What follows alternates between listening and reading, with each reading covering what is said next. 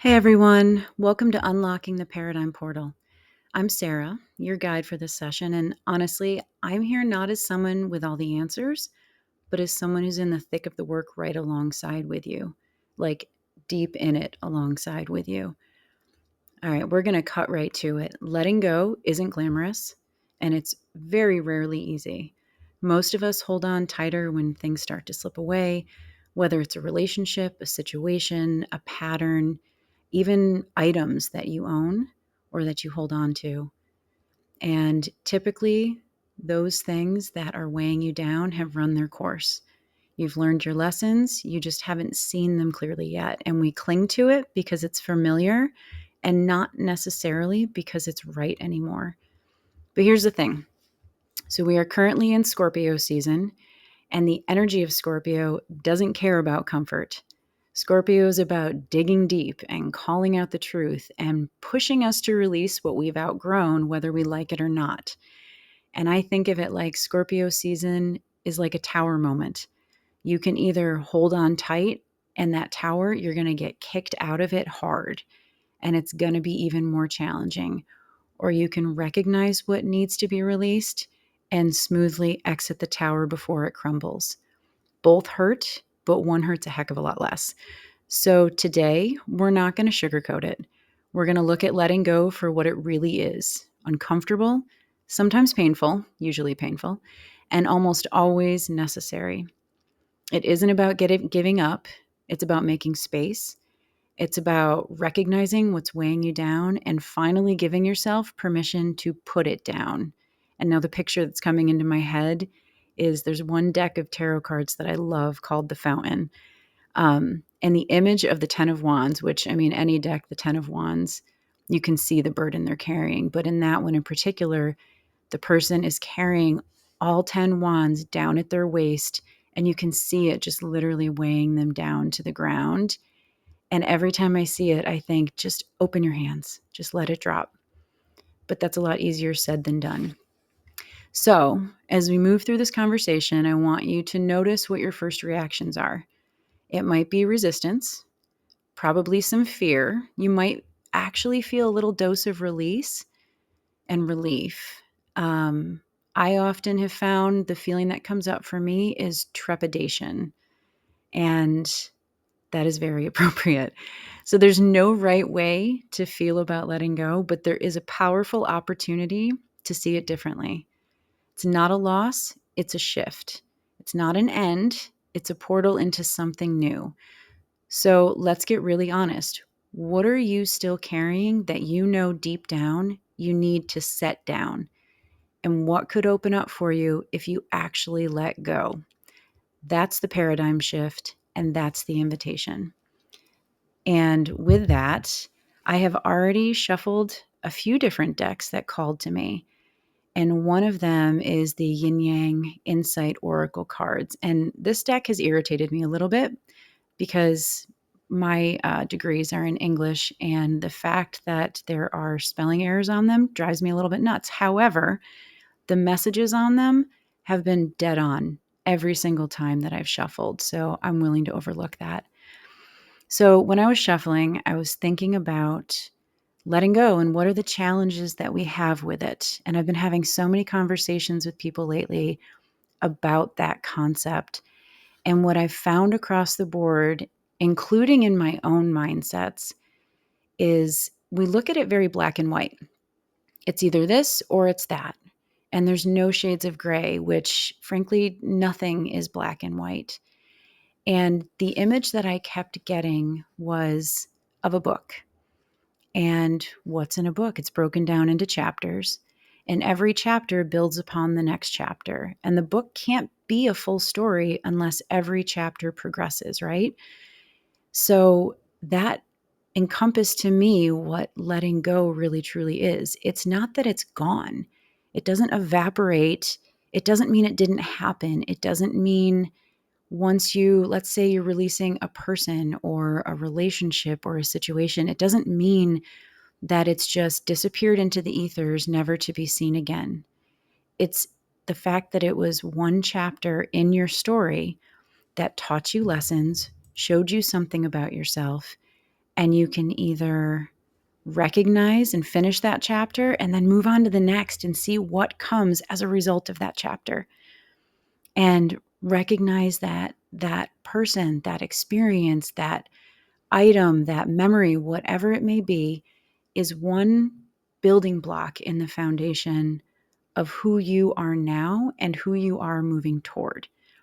And if you don't have a solid foundation, like a house, if you don't have a solid foundation, then you're built on a faulty ground, basically, that is ready to crumble.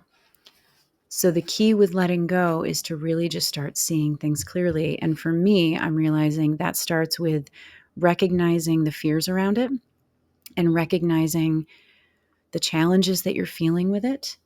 And so with this yin yang oracle, the cards that came up, of course, the very first one, when I was asking, okay, give me some insight on challenges and difficulties and fears around letting go. And the card that came up says release and purge, of course.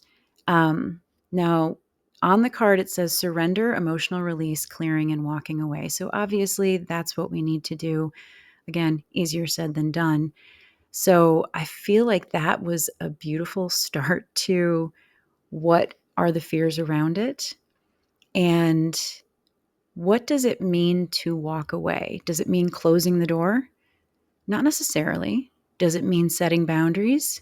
Absolutely. More often with yourself, first and foremost, but then also once you've set them with yourself, you figure out what you need to set with other people. And I'm also finding people have a challenge with understanding what boundaries are. They are not walls. They are not, throwing up a castle around yourself to keep others out. Imagine it more like you're putting a force field up and you're saying, this is what I deserve. This is what I need. This is where I'm going. And those who are aligned with it, whether it's, again, people, places, situations, whatever, those who are aligned with what I want for myself will be able to pass through that force field. And those who are not aligning with it will be blocked at that force field. They're still there. You can still see them. You can still interact. They just are not allowed into what I refer to as your inner sanctum. And the difficulty that we have with that really ties into the next card, which is nostalgia and memories.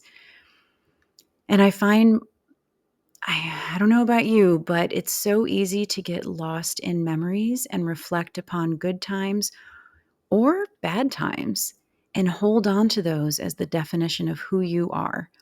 This happened to me, therefore that is me. Is that? Or is that just how you've been seeing it? And maybe you need to just shift your perspective just a little bit. And situations that happened, they happened to you and for you.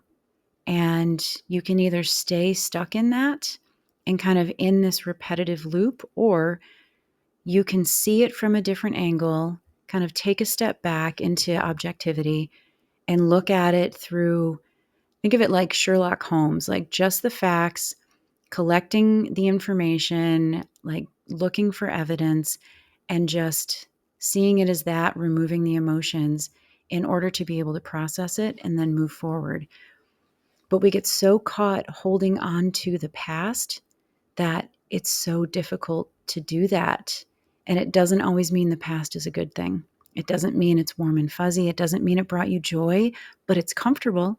It's familiar. And frankly, that's where a lot of people get tripped up with moving forward, because it means you have to leave your comfort zone. It's like you're the baby bird that needs to leave the nest and you don't know what's outside that nest. And that nest may be, uncomfortable with sticks poking at you, but at least you know what you're getting. And what if you allow yourself to imagine that beyond that nest is the most beautiful life you could possibly imagine?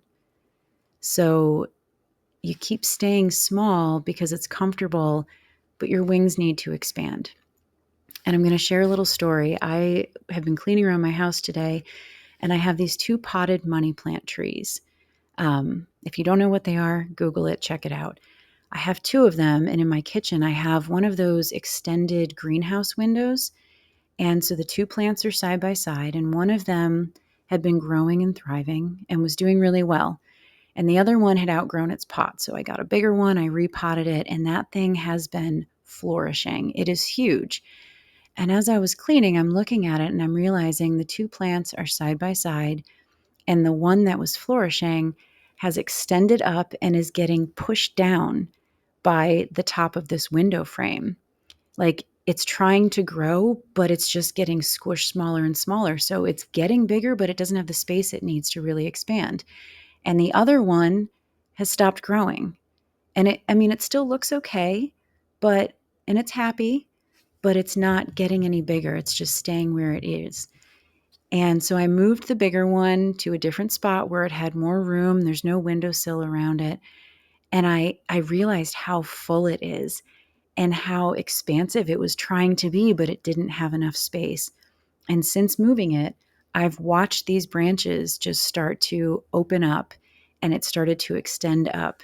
And now looking at the other one, it's not as full as the first. And since it has more space, that one too, and it's only been a few hours, the branches have started extending out. So if you think about that like a relationship, people grow at their own rates. People, look at their wounds and look at their patterns when and if they are ready. And each person has to stay on their own path of growth. And sometimes staying together means that one person is shrinking to try to fit.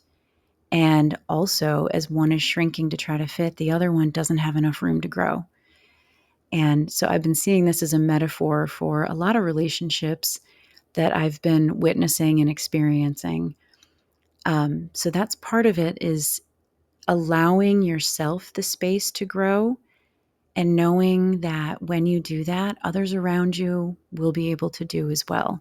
And frankly, when you give yourself that space, you also are modeling what it means to really take the time and give yourself the opportunity to see where you can expand and grow, see how big you can get, take up some space, like own it. But that gets scary because, you fear rejection. You fear, what if I'm not good enough? Imposter syndrome is real and it is hard, but you deserve the space. Otherwise, you're just going to shrink and then your branches are going to bend. And that does not feel good. And trust me, that other plant is so happy right now. So those are the cards that came up for that. And then I have another deck that I used called the Sacred Destiny. I love these ones. They're so simple. And so when I asked again, what are some cards that would help me reflect upon what it means to really let go? The first card that came out was, again, release. So are we seeing a theme here? And it made me think of the image on it is beautiful. It's this tree that's got red leaves and the sun's coming down and the leaves are falling and the grass is green.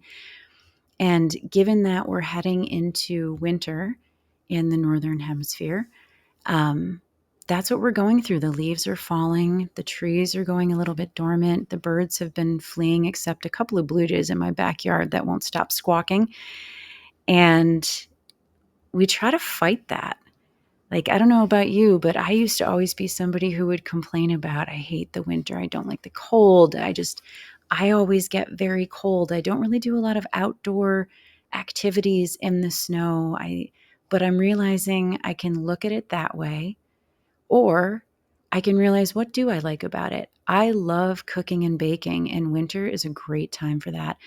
I love cozy blankets and bundling up and building a little cocoon for myself. And just looking at this card and thinking about that concept as I'm watching the snow come down kind of gracefully, there are two sides to everything. And again, letting go, it's holding on to that familiar, which can be kind of a negative mindset, negative comfort zone, but it's familiar. Or recognizing the beautiful things and moving forward and shift in perspective, just shifting from the negative mindset to looking at the beautiful things coming out of it, the positive things, the growth opportunities, the expansion. looking forward with joy and excitement, and recognizing that those negative things will still be there, and you can stare at them, you can fixate on them, you can spin in circles around them, or you can know that they're going to be there and choose to make a different decision, choose to walk a different path, choose to release the things that keep you in those negative places in order to expand and in order to feel good and to find happiness and new patterns, new people, new situations, new experiences that will bring you so much more joy. It doesn't mean the other things are gone. It just means you're not fixating on them. So, a couple other cards that came out together. One was Healing Chaos. And on this card, there is a cyclone with butterflies around it. So, through the chaos comes transformation. And paired with it, they literally came out one on top of the other, was Thriving. And that has kind of a safari scene with giraffes, which to me indicates seeing things from a different perspective. And I mean, everything is just expansive in this image. And there's light beams bursting out of the back. And that had me thinking, sometimes letting go is very difficult because life experiences, relationships, situations, mindsets may have kept you in a state of chaos. Um, Chaos might be your comfort zone. I know I was always that person. If things were calm and peaceful and thriving, my thought process was immediately to go on guard and to go defensive and kind of hypervigilant and scanning my environment or relationships or anything for when is the other shoe going to drop. If there isn't chaos and there's calm, calm is foreign. I didn't know what that felt like. So I would end up inadvertently bringing the chaos in so that I felt comfortable again, but it wasn't good and it wasn't healthy.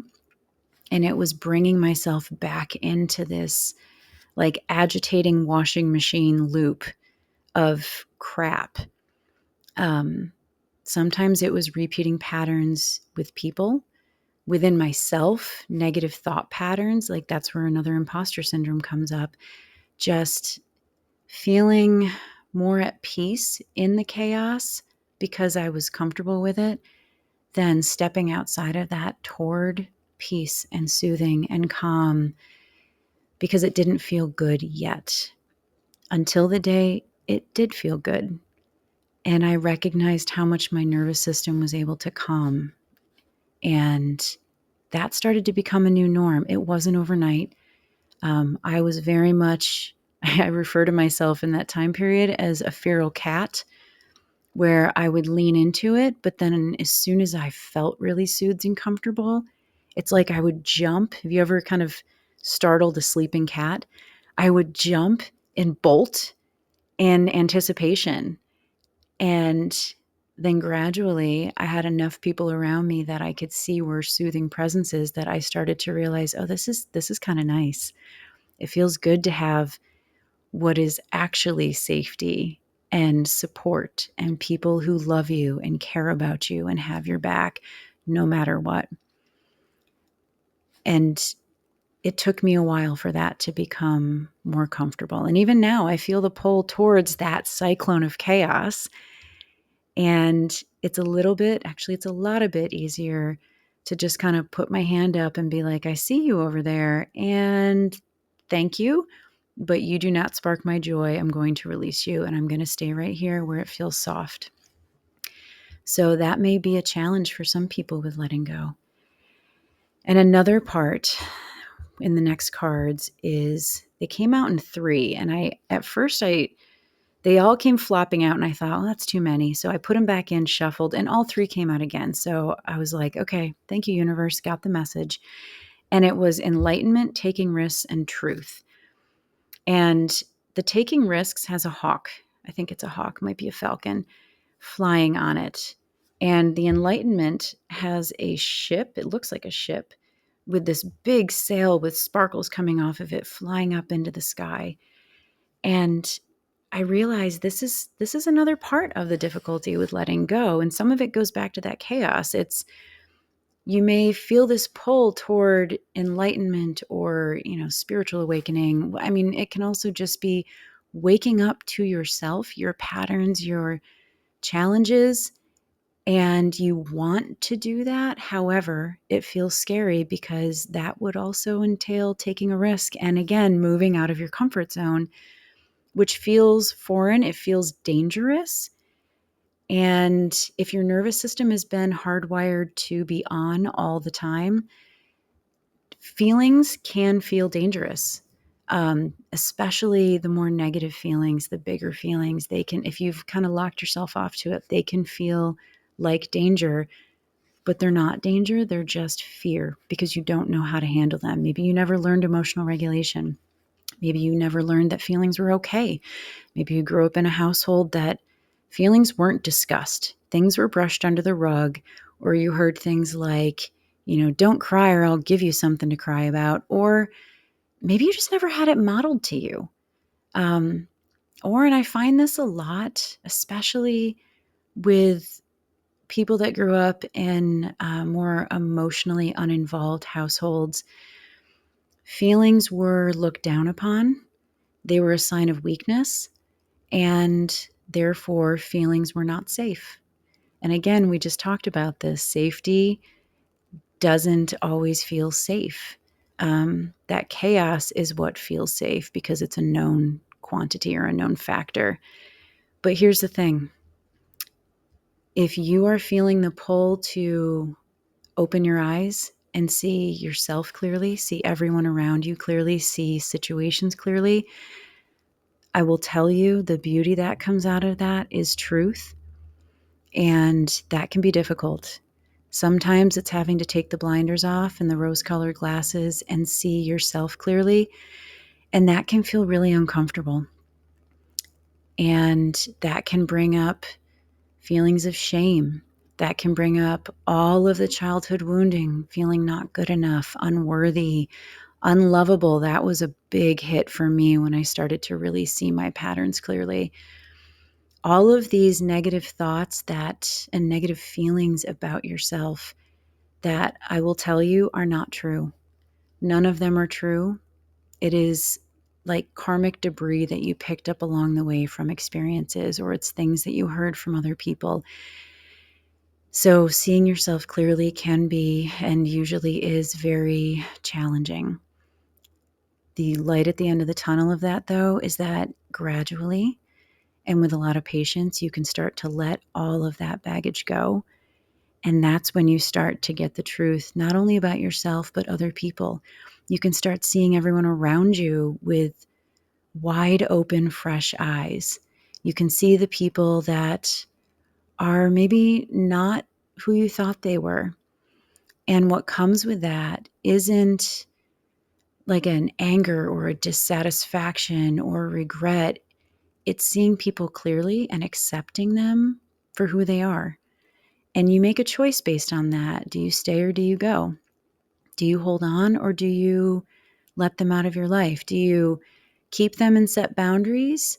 Do you need to set boundaries with yourself? And living in truth is honestly the most beautiful thing, the most beautiful gift you can give to yourself and to others. Because the more that you align with your own truth, the more that it models to others what that is like. And it gives people permission without you saying a word. It gives them permission to start seeing themselves clearly and to start living in their own truth clearly. So I also pulled some tarot cards from the Fountain tarot deck, which again, love it. They do have an extra major arcana card called the Fountain. And I love it because it is about just be still, be present, be in the moment. And that is very difficult to achieve in a world that says we need to stay busy and we need to be productive. Why, you ask? Because most of us have learned that's how we earn our worth. So the cards that came out were the Seven of Wands, the Hanged Man, and the Eight of Pentacles. I asked for a little bit of clarification. And I always see the Seven of Wands as boundaries, overcoming obstacles. And the card in this deck has this man holding a wand and leaping over all these other ones, like leaping. It looks like he's actually going down a staircase. Um, but I view it as boundaries, and with himself, with others. And when I asked for clarification, I got the star and the strength card. So through boundaries, you find healing. You find your own North Star. You start aligning with your direction, your purpose, instead of placating everyone else, instead of people pleasing. And with that, the strength card, it is learning to see that lion inside of you and that person outside of you, and coming to accept both and realize it's not either or. You are both. You have this beautiful external side. You have this, what probably, if you haven't healed through it, feels like this angry lion or hurt lion inside, with, like, I keep thinking about a wounded paw. And you are both. And that is where that truth comes in, seeing yourself in that both and knowing that that is you. And that is beautiful. And it's aligning with your shadow side. And if you haven't looked into shadow work, look into it. I have a few programs on it that I'm also putting together as online programs that are self-paced. So with the Hanged Man, we also got the Queen of Cups and the Nine of Coins. And the Hanged Man is about putting yourself into an intentional state of pause to see things from a different perspective. And the Queen of Cups is your softer side, your nurturing side. It is self-love. It is self-care. It is nurturing yourself to therefore be able to be a nurturer for others. And the Nine of Pentacles, in this deck, it's the coins. The Nine of Coins is, I see it as freedom. It is living your truth. It is living in your power. It is releasing into the wild and just really becoming your authentic self. So we come back again to that truth. And the Eight of Coins, we got the King of Coins and the 10 of Coins. So all about the Pentacles.